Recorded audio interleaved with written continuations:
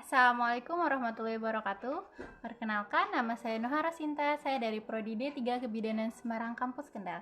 Pada video kali ini, saya akan menjelaskan tentang sistem reproduksi wanita dan sistem kardiovaskuler. Video ini saya buat bertujuan untuk memenuhi tugas praktik fisiologi saya. Nah, selamat menyaksikan ya teman-teman. Terima kasih. Yang pertama adalah sistem reproduksi wanita. Sistem reproduksi wanita adalah sistem perkembangbiakan pada manusia. Nah, organ reproduksi wanita itu terdiri dari organ genitalia dalam yang terletak di dalam rongga panggul dan organ genitalia luar. Organ-organ wanita ini berkembang karena adanya kematangan dan rangsang hormon progesteron dan estrogen. Selanjutnya adalah organ genitalia bagian luar. Nah, organ genitalia bagian luar itu terdiri yang pertama adalah mom pubis. Mom pubis terdiri dari jaringan lemak pada orang dewasa. Mom pubis umumnya memiliki banyak rambut. Yang kedua adalah labia mayora. Nah, labia mayora ini terdiri di bagian kanan dan kiri serta memiliki banyak lemak. Yang ketiga adalah labia minora. Terletak di sebelah tengah antara labia mayora dan memiliki banyak pembuluh darah sehingga berwarna kemerahan dan mengembang bila dikasih stimulus. Yang keempat ada klistoris. Klistoris sebuah organ tunggal dan sedikit menonjol. Organ ini mengandung banyak sekali urat saraf sensoris. Dengan banyaknya urat saraf tersebut, maka klitoris itu amat sangat sensitif sehingga dapat mengembang bila terjadi rangsangan seksual. Yang kelima ada vestibulum. Vestibulum itu merupakan suatu rongga yang berbentuk seperti perahu atau lonjong yang dibatasi oleh labia minora kanan dan kiri. Sebelah atas dibatasi oleh klitoris. Yang keenam ada himen atau selaput darah. Himen itu merupakan lapisan yang tipis dan menutupi sebagian besar vagina. Himen bersifat elastis tetapi kuat karena terdiri dari jaringan ikat, elastis, dan kolagen. Himen memiliki banyak sekali bentuk dari mulai bulan sabit sampai yang berlubang-lubang. Ada juga himen yang tidak berlubang atau tertutup dan ada beberapa orang yang tidak memiliki himen sejak lahir. Yang selanjutnya ada perineum. Perineum adalah merupakan daerah muskular yang ditutupi kulit yang membentang antara komisus posterior dan anus. Panjangnya rata-rata yaitu 4 cm. Selanjutnya adalah organ genitalia bagian dalam. Nah, organ genitalia bagian dalam yang pertama ada vagina. Vagina adalah suatu saluran berbentuk pipa atau tabung yang merupakan suatu lorong yang melengkung ke depan terdiri dari muskola membranosa dan menghubungkan antara vulva sampai uterus. Yang selanjutnya ada uterus. Uterus terletak di panggul kecil. Sebelah depan dibatasi oleh kandung kencing dan sebelah belakang dibatasi oleh rektum. Bentuk uterus seperti buah advokat yang sedikit gepeng ke arah muka belakang. Uterus berfungsi sebagai memberi makan dan menampung sel telur yang telah dibuahi sampai menjadi janin atau siap untuk dilahirkan. Selanjutnya ada tuba fallopi. Fungsinya sebagai jalur ovum agar bisa melakukan perjalanan dari ovarium ke lahir. Nah, dan sebagai tempat pembuahan sel telur juga sel sperma. Selanjutnya ada ovarium. Ovarium atau indung telur terletak di sebelah kanan dan kiri rahim. Bentuknya seperti buah kanari dengan panjang 3-5 cm, tebal 1 cm, dan berat 15 gram. Fungsi ovarium adalah untuk menghasilkan atau membentuk ovum atau sel telur dan menghasilkan hormon estrogen dan progesteron.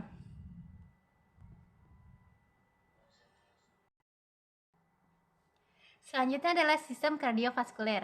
Nah, sistem kardiovaskuler merupakan suatu sistem organ yang untuk memindahkan zat nutrien seperti asam amino, elektrolit, hormon, sel darah, dan lain-lainnya dari dan menuju sel-sel tubuh manusia. Sistem ini juga menolong stabilisasi suhu dan pH tubuh.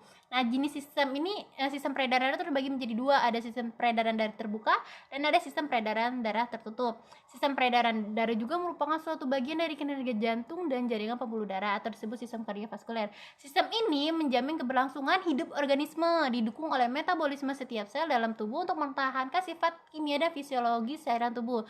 Sistem kardiovaskuler terdiri dari jantung, pembuluh darah, dan limfa. Yang pertama ada jantung. Jantung adalah pompa berotot di dalam dada yang bekerja terus-menerus tanpa henti memompa darah ke seluruh tubuh manusia. Nah, jantung berkontraksi dan berelaksasi sebanyak kurang lebih 100.000 kali per hari.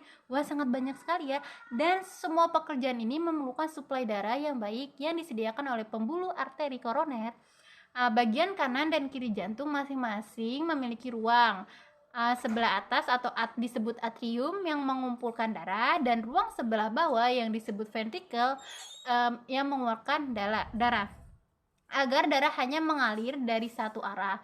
Maka ventrikel memiliki satu katup pada jalan masuk dan satu katup pada jalan keluar. Selanjutnya ada darah. Darah adalah cairan jaringan tubuh yang berfungsi untuk mengangkut oksigen yang diperlukan oleh sel-sel di seluruh tubuh. Darah juga menyuplai jaringan tubuh dengan nutrisi, mengangkut zat-zat sisa metabolisme, dan mengandung berbagai bahan penyusun sistem imun yang bertujuan untuk mempertahankan tubuh dari berbagai serangan penyakit. Darah terdiri dari 55% plasma darah, 45% sel-sel darah. Sel-sel darah terdiri dari sel darah merah eritrosit, sel darah putih leukosit, dan keping-keping darah atau trombosit. Plasma darah merupakan komponen terbesar dalam darah. Hampir 90% dari plasma darah adalah air. Plasma darah berfungsi untuk mengangkut sari-sari makanan ke sel-sel serta membawa sisa pembakaran dari sel ke tempat pembuangan. Fungsi lainnya adalah menghasilkan zat kekebalan tubuh terhadap penyakit atau kita sering sebut zat antibodi, mengalihkan suplai oksigen dan nutrisi ke seluruh jaringan dan organ tubuh yang diperlukan dalam proses metabolisme. Selanjutnya kita akan bahas sistem peredaran darah. Sistem peredaran darah itu terbagi menjadi dua, yaitu sistem peredaran darah besar dan sistem peredaran kecil. Yang pertama kita akan bahas tentang sistem peredaran darah besar. Sistem peredaran darah besar disebut dengan sistemik, yaitu dimulai dari darah keluar dari jantung melalui aorta menuju ke seluruh tubuh. Melalui arteri, darah yang kaya akan oksigen menuju ke sistem-sistem organ. Dari sistem organ, vena membawa darah kotor menuju jantung. Vena yang berasal dari sistem organ bagian atas jantung akan masuk ke bilik kanan melalui vena cava inferior. Sementara vena yang berasal dari sistem organ di bawah jantung akan dibawa oleh vena cava posterior. Darah kotor dari bilik kanan akan dialirkan ke serambi kanan. Selanjutnya akan dipompa ke paru-paru melalui arteri pulmonaris. Urutan perjalanan peredaran darah besar ini yaitu bilik kiri, aorta, pembuluh nadi, pembuluh kapiler, vena cava superior, vena cava inferior, dan terakhir serambi kanan. Selanjutnya ada sistem peredaran darah kecil atau pulmonal. Sistem peredaran darah kecil itu dimulai dari darah kotor yang dibawa oleh arteri pulmonalis dari serambi kanan menuju ke paru-paru. Dalam paru-paru, tepatnya pada alveolus, terjadi pertukaran gas antara oksigen dan karbon dioksida.